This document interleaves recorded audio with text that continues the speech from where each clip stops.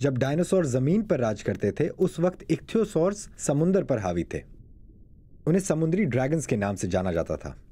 ये बहुत बड़े शिकारी थे जिनमें से कुछ 25 मीटर से भी ज्यादा लंबे होते थे और इंग्लिश कोस्ट के आसपास घूमते थे। 200 मिलियन साल बाद भी हम उनके बारे में नई चीजें दरियाफ्त कर रहे हैं। देखिए ये सूंड कितनी लंबी है। ये गैर मामूली तौर पर लंबी और नाजुक सूंड है। इस मुनफरिद नमूने को गौर से देखें। यह बर्तानिया में दरियाफ्त हुआ था और अब एक कैनेडियन म्यूजियम में है। इस ढांचे में एक बहुत बड़ी आंख का खाना और सिर पर एक गहरा जख्म है जो ये बताता है कि उसे एक बड़े इक्थियोसॉर ने मारा होगा।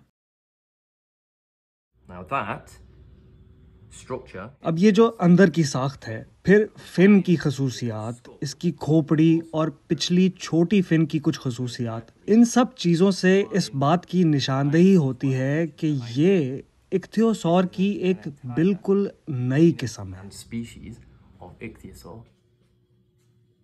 इस नई किस्म का नाम ज़ाइफोड्रैकन या स्वॉर्ड ड्रैगन है और इसकी दरियाफ्त इक्थियोसॉर की तारीख पर नई रोशनी डालती है।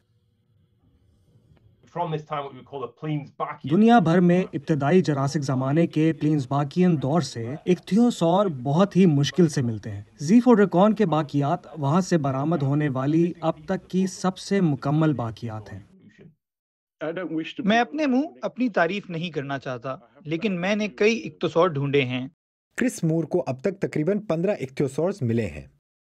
इनमें से एक स्वॉर्ड ड्रैगन भी है जो उन्हें 24 साल पहले डॉर्सेट की चट्टानों में मिला था।